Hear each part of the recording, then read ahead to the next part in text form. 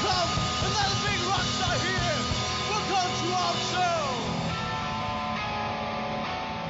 China's striking capital, at the heart of a blistering economy, is a city full of possibilities.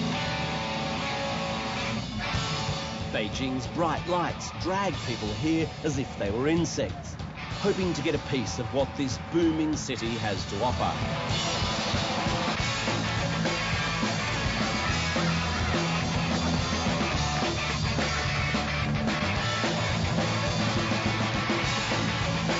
For the boys who make up the band Rustic, this is a place of rock and roll dreams.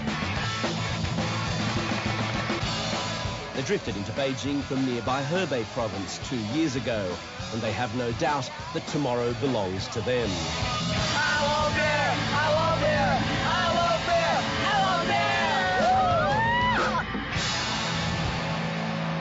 beer! Tonight! And their songs cover all the big issues. Big drive, you're crazy! Girls, money, beer, life.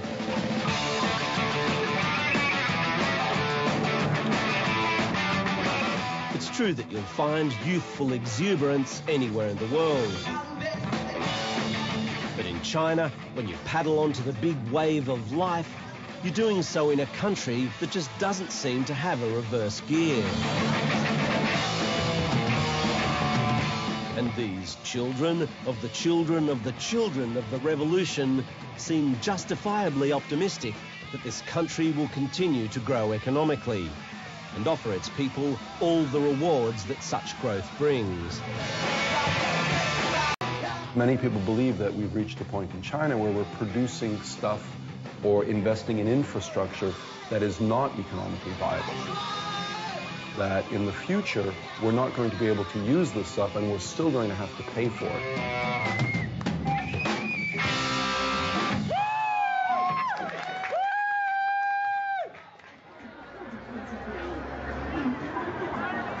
Into the world of unbridled optimism about China's economic future steps Professor Michael Pettis. While others see nothing but improvement here, wherever he goes, he sees imbalance. This former Wall Street banker is now a leading authority on the Chinese economy. And while he's not yet predicting a collapse, he definitely sees trouble ahead for China. In the US, they consume too much. They consume far more than they produce. China has the opposite problem. In China, they produce far more than they consume. They consume the lowest share of GDP ever recorded. It's not at all practical, it's not logical, and it's not sustainable for such a large economy like China to depend so heavily on foreign demand for its goods.